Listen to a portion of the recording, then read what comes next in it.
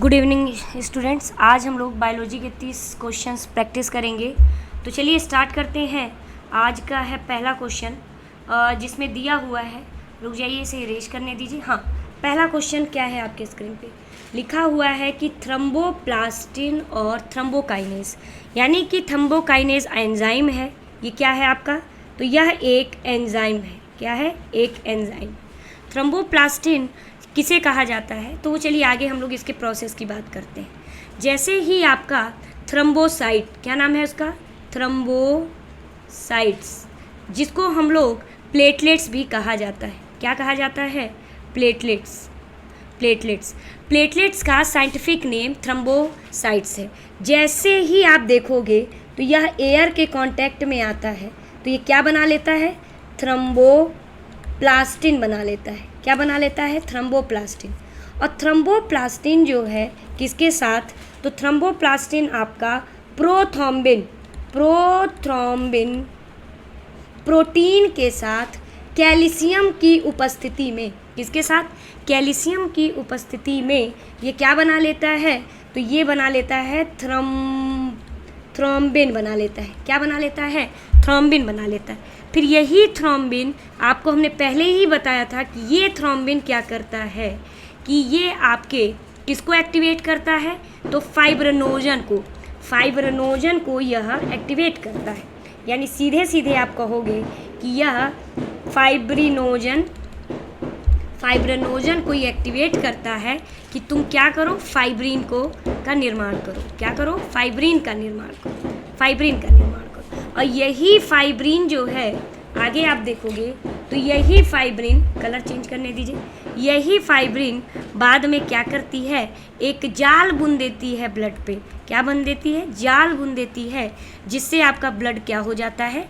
Clot हो जाता है। ब्लड क्या हो जाता है? क्लॉट। यानी कि आपने पहला देखा कि जो थ्रोम्बोसाइट है ये आपके प्लेटलेट्स को ही कहा जाता है। ये एयर के कांटेक्ट में आता है तो यह थ्रोम्बोप्लास्टिन बना लेता है।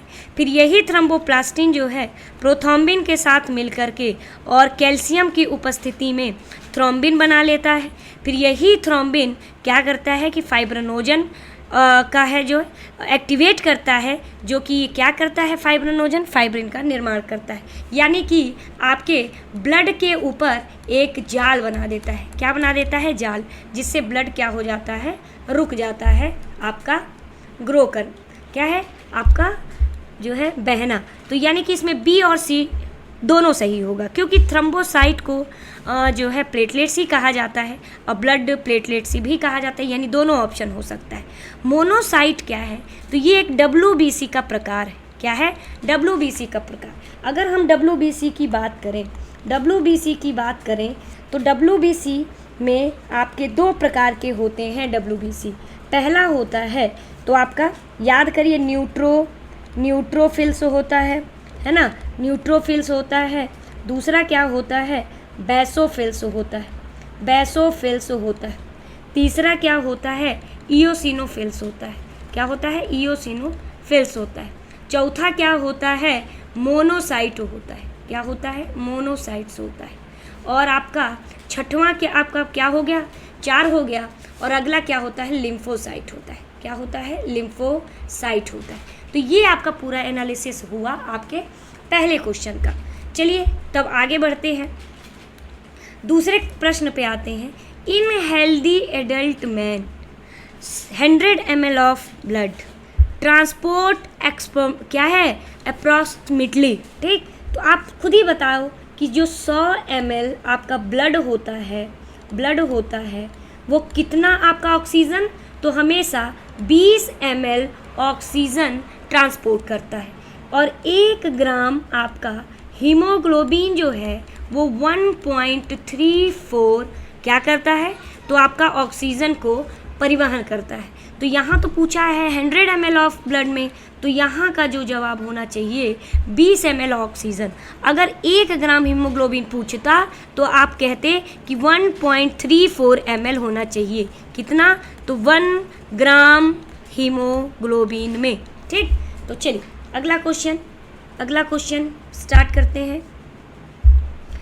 नीचे आते हैं।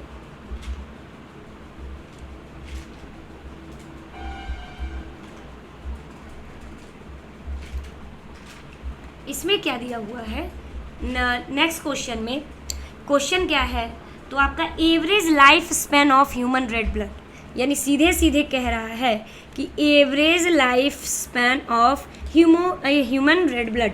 तो आप सभी जानते हो कि रेड आरबीसी का जो निर्माण होता है वो आपके कहाँ होता है, तो रेड बोन मैरो में आपका होता है ना।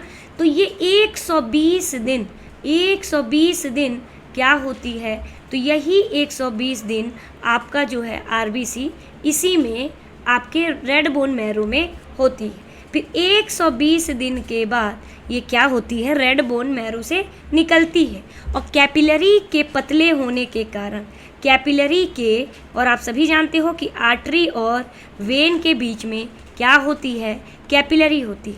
कैपिलरी के पतले होने के कारण यह उसमें चिपक जाती है। चिपकने की वजह से 120 दिन के बाद ये क्या हो जाती है, इसकी मृत्यु हो जाती है।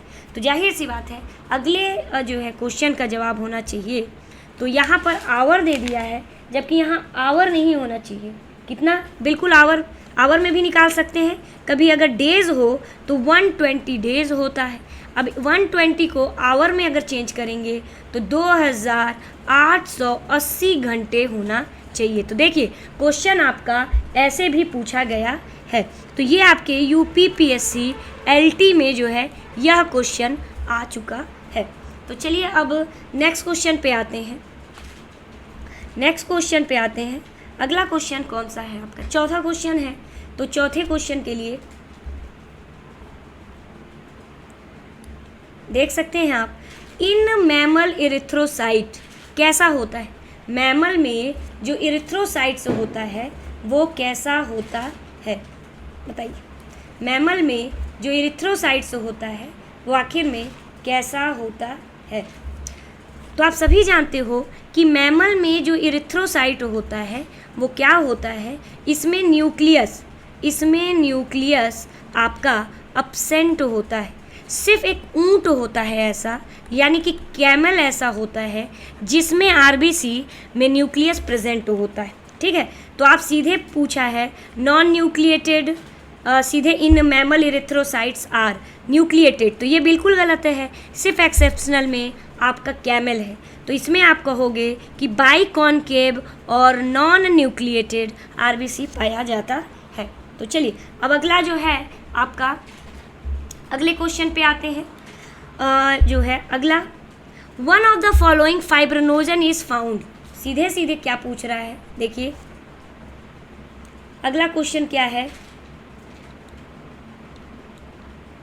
अगला क्वेश्चन देखिए, one of the following fibrinogen is found. तो फाइब्रोनोजन आखिर क्या है, फाइब्रोनोजन एक प्रकार का प्रोटीन होता है। क्या होता है, प्रोटीन। 4 प्रकार के ऐसे प्रोटीन होते हैं जिनका निर्माण लीवर में होता है, लीवर में। और ये लीवर में निर्माण हो करके ये कहाँ होते हैं, तो प्लाज्मा में होते हैं। आप सभी जानते हो कि प्लाज्मा में 2 भाग पाए जाते हैं। क्या होते हैं, प्लाज्मा में 2 भाग पाए जाते हैं। एक ग्रैनुलस होता है, यानी कि उसमें कण पाए जाते हैं, और एक क्या होता है, 95% वाटर पाया जाता है। तो उसी प्लाज्मा में आपके क्या पाया जाता है, तो आपके 4 प्रकार के प्रोटीन। पहला हुआ फाइब्रोनोजन, दूसरा हुआ प्रोथ्रोम्बिन, तीसरा क्या हुआ, प्रोथ्रोम्बिन, अगला क्या हुआ, ग्लोब्यूलिन, और फिर क्या हुआ, चौथा क्या हुआ, एल्ब्यूमिन। ठीक है, तो आपका इसमें क्या जवाब हुआ, प्लाज्मा एलोन। ठीक, सिर्फ प्लाज्मा में ही फाइब्रोनोजन स्टोर होता है। फाइब्रोनोजन एक प्रकार का प्रोटीन होता है। लिम्फ जो होता है, लिम्फ में आप जानते हो कि लिम्फ एक वाटरी सब्सटेंस होता है जिसमें आपका लिम्फोसाइट पाया जाता है। क्या पाया जाता है, लिम्फोसाइट पाया जाता है, यानी कि WBC होता है किसमें, आपके लिम्फ में। अगला क्वेश्चन आपके सामने, 7वां क्वेश्चन पहले पढ़िए कि आखिर क्या दिया हुआ है। 7वां क्वेश्चन पढ़िए क्या दिया हुआ है। तो देखिए आराम से 7वां क्वेश्चन आराम से देखिए कि क्या है। तो 7वें क्वेश्चन में आप देखोगे तो लिखा हुआ है क्या? तो एक सेकेंड रुक जाइए, 7वां क्वेश्चन लाने दीजिए। हाँ, लिखा हुआ है कि the correct sequence of blood flow, यानी कि इसमें आपका करेंट सीक्वेंस पूछा है ब्लड फ्लो का, है ना, ब्लड फ्लो का करेंट सीक्वेंस पूछा हुआ है। तो क्या लगाएंगे इसमें? Blood sequence. अब किस में पूछा हुआ है? तो हर्डमेनिया में। किसमें? हर्डमेनिया में। तो चलिए अब हम लिख रहे हैं आपका कि आखिर में ब्लड सीक्वेंस क्या होता है हर्डमेनिया में। तो इसमें आप पहला लिखोगे हार्ट। क्या होता है? हार्ट, HEART, हार्ट, यानी कि हृदय के बाद ये कहाँ जाती है? डॉर्सल। कहाँ पर? डॉर्सल एरोटा में जाती है। कहाँ? डॉर्सल एरोटा में। इसको हिंदी में क्या कहोगे? पृष्ठीय आपका महाधमनी होता है, महाधमनी होता है, पृष्ठीय महाधमनी। फिर डॉर्सल एरोटा के बाद आप सभी जानते हो कहाँ जाएगा? वेंट्रल एरोटा में जाएगा।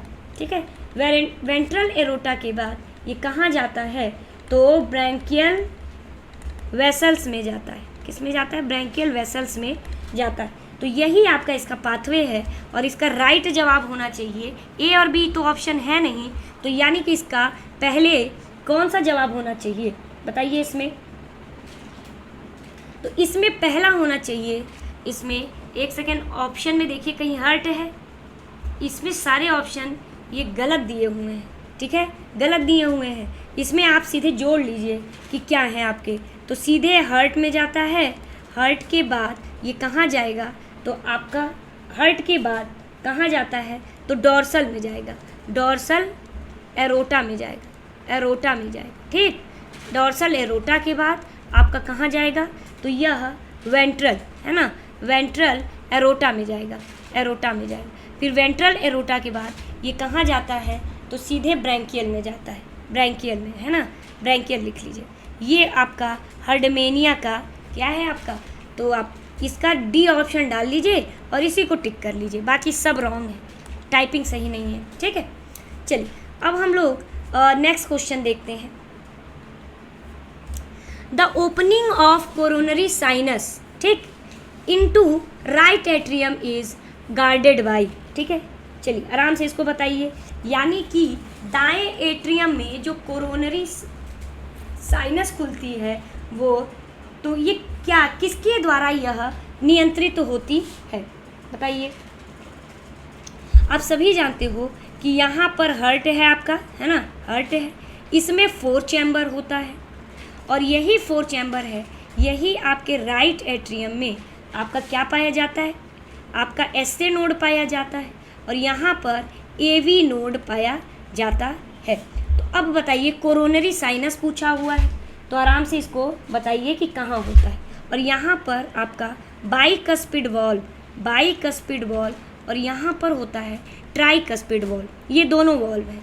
तो अब इसमें आपको सही सही बताना है कि आखिर में यह आपका कोरोनरी साइनस कहाँ पे, राइट आर्टरियम में किसके द्वारा गार्डेड होती है?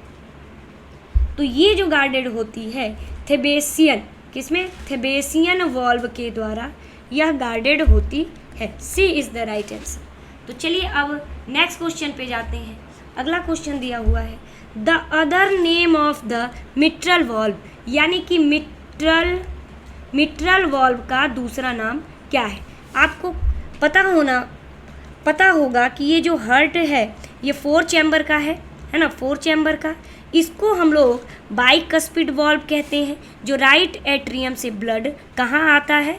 तो आपके राइट वेंट्रिकल में आता है। इसको आपका बाइकस्पिड हो गया, ये नहीं, या ये इसको ट्राइकस्पिड कहा जाता है। इसको क्या कहा जाता है? ट्राइकस्पिड। ये होता है बाइकस्पिड। बाइकस्पिड को ही मिट्रल क्या कहा जाता है? मिट्रल वॉल्व के नाम से जाना जाता है। ये मिट्रल वॉल्व क्या करता है कि लेफ़्ट आर्टरियम से ब्लड को कहाँ लेकर के आता है? लेफ़्ट वेंट्रिकल में ब्लड को लेके आता है। यानी कि सीधे सीधे आपके ब्लड को कहाँ लेके आएगा? तो यहाँ से रुधिर को उठाएगा और यहाँ पर लेकर के आएगा। तो चलिए इसका जो मेन होगा जवाब वो आपका बाइकस्पिड होगा। क्या होगा? बाइकस्पिड। चलिए अगला क्वेश्चन, एक सेकेंड, बाइकस्पिड। तो इसमें देखिए, तो आप इसमें बाइकस्पिड लगा लीजिए, ये इसका सही जवाब है, बाइकस्पिड। चलिए, तो अब अगला क्वेश्चन क्या होगा, लिखा हुआ है the child having blood group O is born to a parents of a blood group A and B, it is example. सीधे पूछ रहा है कि जो आपका बच्चे का जन्म होता है उसका जो ब्लड ग्रुप है वो क्या है, तो उसका ब्लड ग्रुप आपका ओ है। तो पूछ रहा है कि पेरेंट्स का ए बी एग्जाम्पल है, तो किस प्रकार का ये डोमिनेंट है। तो आप देख सकते हो कि पेरेंट्स का यानी कि ए बी है, कैसा है, ए बी है। तो बताइए किस प्रकार का, तो इसको कहा जाता है कोडोमिनेंस। क्या कहा जाता है, कोडोमिनेंस, क्योंकि इसमें बच्चे का रक्त ओ है, ऐसे माता पिता से उत्पन्न हुआ जिसका रक्त वर्ग ए और बी है, जो कि कोडोमिनेंस का उदाहरण होता है। क्यों, क्योंकि इसमें कहीं ना कहीं आपके ए का कैरेक्टर और बी का कैरेक्टर यह दोनों ही आया है। और आप सभी जानते हो कि हर ए ब्लड ग्रुप के साथ एक ओ और हर बी ब्लड ग्रुप के साथ भी ओ, यानी कि बच्चा या तो ए ब्लड ग्रुप का हो सकता है या बी ब्लड ग्रुप का हो सकता है या ओ ब्लड ग्रुप का हो सकता है या ए बी का हो सकता है। चलिए अगला क्वेश्चन, सीधे लिखा है कि tocopherol is mainly stored in, सीधे पूछ रहा है कि टोकोफेरॉल कहाँ पर स्टोर होता है। तो देखिए इसमें जवाब आप क्या देंगे, तो टोकोफेरॉल कहाँ होता है, यानी कि एडिपोज टिश्यू में, लीवर में, स्किन में या लिम्फोसाइट में। टोकोफेरॉल कहाँ, तो यहाँ पर हम जवाब देते हैं लीवर में स्टोर होता है। कहाँ होता है, लीवर में स्टोर होगा। और लीवर में देखिए क्या क्या होता है, तो ग्लाइकोजन स्टोर होता है, ग्लाइकोजन का स्टोर होता है, और फैट का स्टोर होता है, विटामिन ए का स्टोर होता है जिसको हम लोग रेटिनॉल कहा जाता है, विटामिन डी का स्टोर होता है, विटामिन डी को हम लोग कैल्सीफेरॉल कहा जाता है, कैल्सीफेरॉल कहा जाता है, विटामिन ई को हम लोग टेकोफेरॉल, ट्रोकोफेरॉल कहा जाता है, विटामिन के होता है इसमें, विटामिन 12 होता है, B12। ये सारे के सारे आपके यहाँ तक कि ब्लड और वाटर, आयरन, कॉपर और पोटेशियम, इन सब का आपका लीवर में भंडारण होता है। तो इसमें जवाब होना चाहिए आपका कौन सा, तो इसमें जवाब होना चाहिए लीवर, है ना, लीवर का होना चाहिए।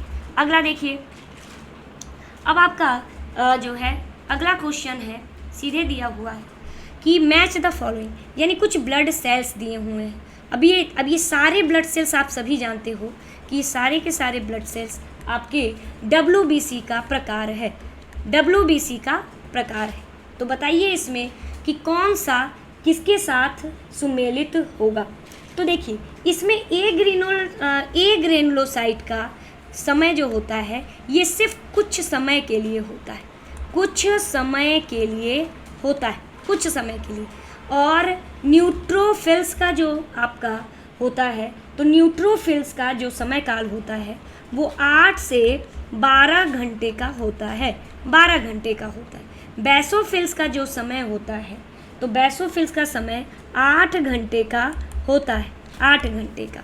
और अब इयोसिनोफिल्स जो कि एलर्जी के लिए होता है, ये इसका जो समय होता है वो 8 से 12 घंटे का होता है। तो इसमें कौन सा जवाब, तो देखा जाए तो इसमें कोई जवाब सही नहीं है, यह कहीं ना कहीं इसमें आपका जो ऑप्शन है वो सही नहीं है। तो जो हमने समय बताया है अपनी कॉपी पे आराम से इसको लिख लीजिए कि इसका कौन सा उदाहरण होना चाहिए। चलिए अब अगला देखते हैं, अगला क्वेश्चन आपके सामने, which of the following is not found in a lymph, यानी कि लिम्फ में, आखिर में लिम्फ में ऐसी कौन सी चीज़ है जो नहीं पाई जाती है। तो हमने पहले भी बताया था कि जो लिम्फ होता है वो क्या होता है, एक वाटरी सबस्टेंस होता है। क्या होता है, वाटर, है ना, द्रव्य। तो लिम्फ जो होता है यह एक वाटर यानी कि क्या होता है, पानी वाला द्रव्य होता है, पानी वाला द्रव्य। इसमें क्या क्या पाया जाता है, तो लिम्फोसाइट पाया जाता है। क्या पाया जाता है, लिम्फोसाइट पाया जाता है। और नहीं तो इसमें सॉल्यूट पाया जाएगा, इसमें ल्यूकोसाइट पाया जाता है, यानी कि कुछ मात्रा WBC की भी होती है, लेकिन इसमें RBC एब्सेंट होता है, इसीलिए तो ये कलरलेस होता है। तो इसमें जो एब्सेंट होगा आपका RBC एब्सेंट होगा। चलिए अगला देखते हैं। अब अगला लिखा हुआ है acetylcholine will decrease the rate of heart beat if the applied to. सीधे सीधे बताइए कि acetylcholine will decrease the rate of heart beat if it is applied to. तो जाहिर सी बात है कि जब, क्योंकि हार्ट बीट के लिए आप सभी जानते हो कि हार्ट बीट के लिए हमने पहले ही बताया था कि हार्ट बीट के लिए ऐसे नोड ही जो है सिर्फ मात्र रिस्पॉन्सिबल होता है। क्यों? क्योंकि यह इलेक्ट्रिक इम्पल्स जनरेट करता है, इलेक्ट्रिक इम्पल्स, और इलेक्ट्रिक इम्पल्स के कारण ही जो है आपका ट्राइकस्पिड वाल्व बंद होने खुलने से एक आवाज़ आती है, जिससे कि हार्ट बीट लब डब की आवाज़ करती है। तो जाहिर सी बात है कि अगर एसिटिलकोलिन आप डालते भी हैं तो ऐसे नोड को ही तो प्रभावित करेगा, तभी तो यह हार्ट बीट क्या होगा, हार्ट बीट डिक्रीज़ होगा, हार्ट बीट डिक्रीज़ होगा। तो चलिए अब जहाँ तक लग रहा है कि आपको सारे क्वेश्चन समझ में आ रहे होंगे, अब इतने कम समय में ऐसे ही क्वेश्चंस हो सकते हैं। लिखा हुआ है आपके सामने, क्या लिखा है क्वेश्चन देखिए ध्यान से। लिखा हुआ है कि the most abundant steroid found in the body is. आप सभी जानते हो स्टेरॉइड हार्मोन्स क्या होता है। स्टेरॉइड एक प्रकार का क्या है, हार्मोन से है, और यह हमेशा फैट सॉल्युबल हार्मोन्स में देखा जाता है ना। तो आप देख सकते हो कि यह आपका बॉडी में कहाँ पाया जाएगा, तो जानते ही हैं कहाँ पाया जाएगा, कोलेस्ट्रॉल में, क्योंकि हमने पहले ही बोला कि जो आपके स्टेरॉइड हार्मोन्स हैं वो क्या होते हैं, फैट सॉल्युबल हार्मोन्स होते हैं, फैट सॉल्युबल। जैसे कि आपका एग्जाम्पल हो गया थायराइड आपका हार्मोन्स, है ना, थायराइड हार्मोन्स। तो ये थायराइड हार्मोन्स फैट सॉल्युबल है, और फैट सॉल्युबल का मतलब ही है आपका कोलेस्ट्रॉल। क्या है, कोलेस्ट्रॉल, है ना, कोलेस्ट्रॉल। तो चलिए इसका भी जवाब आपको आशा करते हैं कि आगे समझ में आ गया होगा। Which of the animal does not have a circulatory system in the trunk. सीधे सीधे कह रहा है कि ऐसा कौन सा इसमें जानवर है जिसका कोई सर्कुलेटरी सिस्टम इन ट्रंक में क्या है, नहीं होता है। तो आप देखते ही बता दोगे कि इसमें जो जवाब होना चाहिए वो कौन सा होना चाहिए। तो आपका एक्यूरस, क्या नाम है, एक्यूरस में जो है आपका ब्लड सर्कुलेशन जो है ट्रंक में नहीं होना चाहिए। तो इसका जवाब जो हुआ आपका B is the right answer, B is the right answer. क्योंकि ट्रंक का मतलब ही होता है क्या, ट्रंक का मतलब ही होता है धड़, है ना, धड़ इसका जो है मतलब होता है। तो जो है इनके धड़ में क्या नहीं पाया जाता है, तो परिसंचरण तंत्र नहीं पाया जाता है, परिसंचरण तंत्र नहीं पाया जाता। और आप समझ सकते हो कि जो एक्यूरस है यह एक समुद्री जीव है। क्या है, समुद्री, एक सूक्ष्म समुद्री जीव है। चलिए अगला क्वेश्चन आपके सामने। The number of amino acid residues in the beta chain of haemoglobin molecule.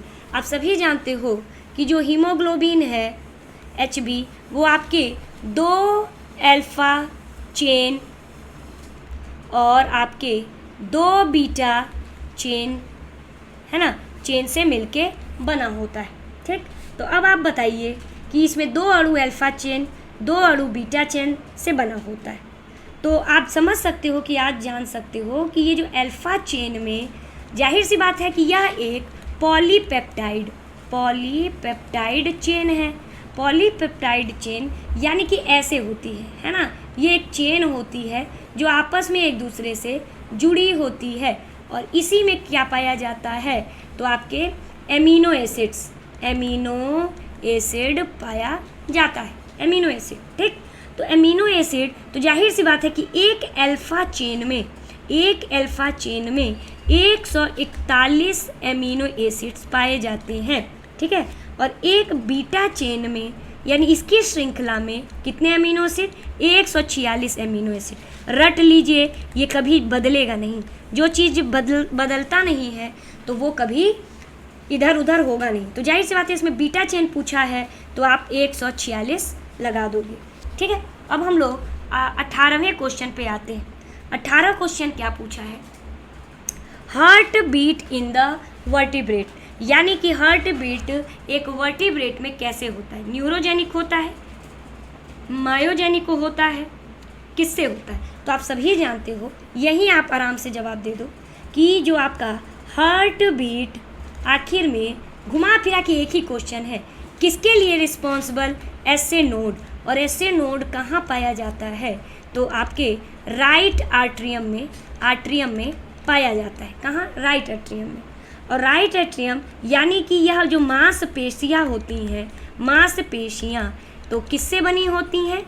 तो आपके भाई हृदय की मांसपेशियाँ आपके मायोजेनिक होती हैं। कैसे? मायोजेनिक होती हैं, या कैसी होती हैं? मायोजेनिक। तो इसका जो जवाब होना चाहिए बी होना चाहिए, ठीक है। अगला देखिए, बस 20 क्वेश्चन बहुत हैं, ऐसे ही 20-20 आप रोज करोगे तो एक तरीके से हर दिन 100-200 क्वेश्चन आपके 2-3 दिन में ख़त्म हो जाएंगे। अ कपल है वह ब्लड ग्रुप, यानी एक कपल है जिसका एक ब्लड ग्रुप क्या है? AB है और O है, ठीक है। एडॉप्टेड अ सन, इन लोगों ने सन को एडॉप्ट किया, ठीक है। सन को क्या किया? एडॉप्ट किया। Later on they have birth to twins, ठीक है। The blood group of adopted son H, यानी कि इन लोगों ने क्या किया कि बच्चे को एक जन्म दिया, है ना, बच्चे को जन्म दिया। तो भाई बच्चे का जन्म होगा अगर AB और O वाले से, तो जाहिर सी बात है कि या तो बच्चे का ब्लड ग्रुप A हो सकता है, या B हो सकता है, या O हो सकता है, या AB हो सकता है ना। तो जाहिर सी बात है कि इसमें से एडॉप्टेड सन का कौन सा होना चाहिए, बताइए। तो जाहिर सी बात है कि जो जुड़वा बच्चा होगा, है ना, जुड़वा बच्चा होगा तो वो क्या होना चाहिए? ये आपका ऐसे होना चाहिए, आपका ये होना चाहिए, है ना, या तो A होगा या B होगा। तो जाहिर सी बात है कि इनका जो एडॉप्टेड सन होगा वो C वाला, ये O होना चाहिए, ब्लड ग्रुप O। अगर हम इसका स्क्वायर बॉक्स बनाते हैं तो यहाँ पर देख लीजिए कि ये आपके क्या हैं, ये पेरेंट्स का अगर हमने बनाया तो यहाँ पर A बना लीजिए, ये B बना लीजिए, और यहाँ पर O बना लीजिए। अब समझ में आया कैसे? तो या तो ये A ब्लड ग्रुप, या आपका B ब्लड ग्रुप, या फिर A ब्लड ग्रुप या B ब्लड ग्रुप, यानी 50% चांस है कि A वाले बच्चे होंगे और 50% चांस है कि आपके B वाले बच्चे होंगे। तो जाहिर सी बात है कि इनका गोद लिया हुआ जरूर क्या होना चाहिए? O होना चाहिए। क्यों? क्योंकि इनके खुद के बच्चे A और B वाले हैं।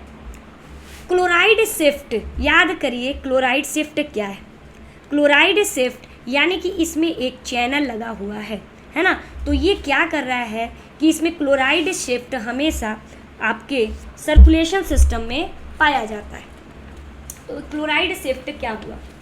यानी कि सीधे सीधे लिख लीजिए यहाँ पे, जो आपका क्लोराइड शिफ्ट है वो क्या है?